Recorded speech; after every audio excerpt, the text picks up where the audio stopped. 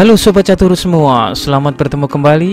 Di video kali ini kembali saya mengupas partai perebutan juara dunia catur tahun 2021 yang mempertemukan Magnus Carlsen dengan sang penantang Jan Nepomniachtchi. Kali ini pada ronde ke-8, sang juara bertahan Magnus Carlsen memegang putih kembali memukul Jan Nepom dalam 46 langkah. Carlsen memenangkan partai melalui permainan akhir menteri yang sempurna dan dengan unggul 3 pion. Oke, langsung saja kita lihat partainya. Pada babak 8 ini Magnus Carlsen memegang putih dan memulai permainan dengan E4, dibalas Jan Nepom E5, kuda F3, kuda F6, pertahanan Petrov. Lalu Carlsen D4, dilanjut kuda makan pion pusat oleh Nepom. Gajah D3 menyerang kuda dan pion hitam datang membela. Kuda kali E5, kuda D7, kuda kali D7 dan gajah mengambil. Setelah itu Magnus melanjutkan kuda D2, mengadu kuda, kuda pukul kuda dan balik gajah mengambil. Dibalas hitam gajah D6 dan terjadilah bangunan simetris dan unik di mana file D dipenuhi biji-biji catur baik dari hitam maupun putih. Carlsen melanjutkan rokade, dibalas hitam H5 oleh Nepomniachtchi. Menteri E1 skak, langkah yang unik sebenarnya. Banyak orang berpendapat mungkin peta ini cocok ditempati oleh benteng, tapi Carlsen mungkin berencana dengan formasi baterai dengan gajahnya. Bagaimana jawaban dari hitam? Apabila hitam menutup dengan gajah ke E6 misalnya, maka akan dibalas F4 dengan ancaman dorongan pion F5 dan posisi hitam akan berantakan. Atau apabila hitam menutup dengan gajah E7, maka putih dapat membalas menteri E5, serangan ganda ke pion dan mendapatkan salah satu. Dan di partai aslinya Jan Nepom melanjutkan dengan menggeser rajanya ke F8. Jan Nepom memutuskan ini karena ia bisa mengembangkan bentengnya melalui peta H6. Dilanjut gajah B4. Inilah sebenarnya rencana Magnus sesungguhnya, membuat formasi baterai untuk menukar gajah peta gelap. Carlsen memaksa pertukaran gajah peta gelap. Menteri E7, gajah pukul gajah dan balik dipukul menteri. Menteri D2, Jan Nepom memainkan bentengnya dalam permainan. Ya, benteng E8 menguasai file E, dibalas benteng A ke E1, menantang benteng juga melalui file E. Benteng H6 mengembangkan benteng dengan cara darurat tapi cepat. Menteri G5 memberikan tekanan ke pion sehingga memaku benteng untuk tetap mengawal pion ini. C6, benteng kali E8, balik dipukul gajah dan benteng putih ke E1. Menteri F6, hitam menginginkan pertukaran menteri. Menteri mundur ke E3. Menteri mundur tidak mau bertukar dan balik mengancam mat.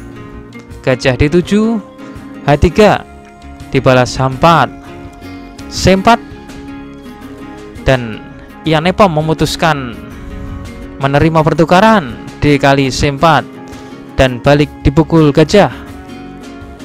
B5 menyerang gajah.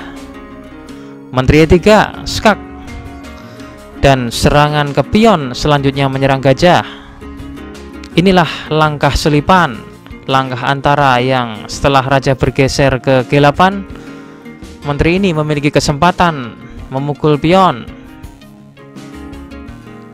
Di posisi ini apabila hitam menutup dengan menteri dengan maksud melindungi gajahnya, putih tetap memainkan menteri kali A7 karena setelah B kali C4 maka menteri ke A8 melakukan skak dan hitam dapat masuk ke jurang mat.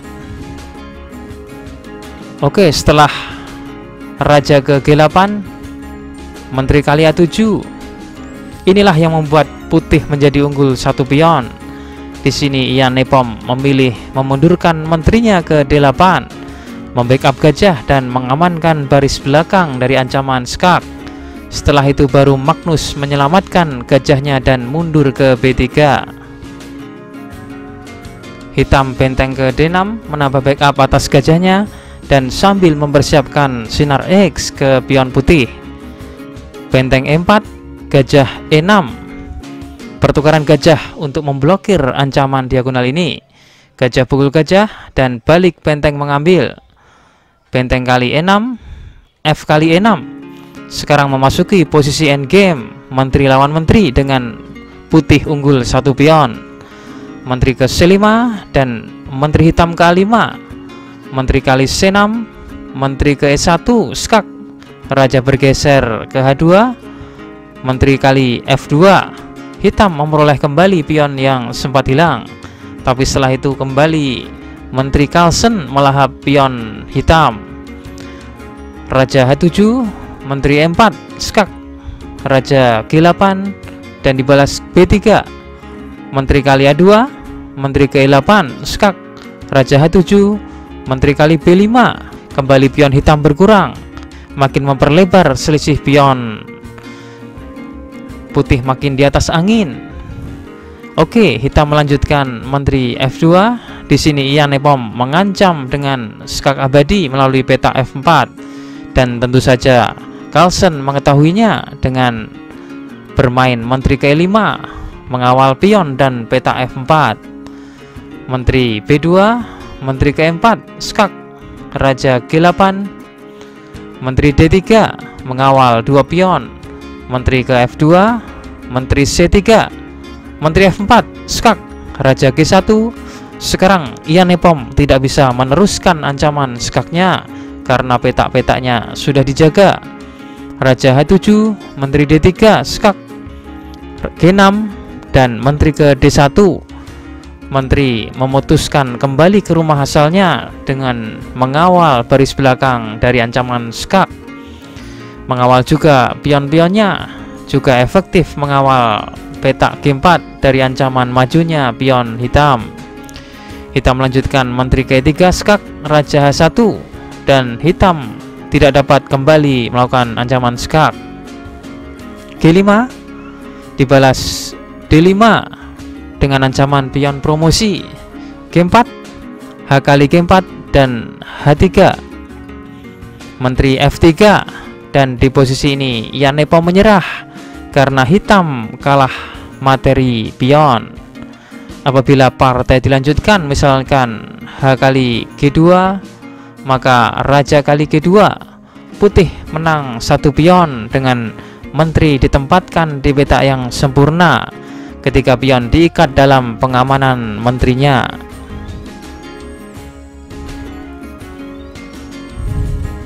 Berikutnya kita tampilkan kunci jawaban problem catur video yang kemarin. Kuncinya kuda C1 apabila Raja E6, maka kuda ke D3, Raja D7 dan kuda C5 skakmat. Atau apabila Raja ke D4, maka menteri ke F6 skak. Raja E3 dan kuda ke C4 skakmat. Atau apabila Raja ke C5, tentu saja kuda ke D3 skakmat. Dan berikutnya kita tampilkan problem catur terbaru. Silahkan dipelajari dan kunci jawabannya akan saya tampilkan di video selanjutnya.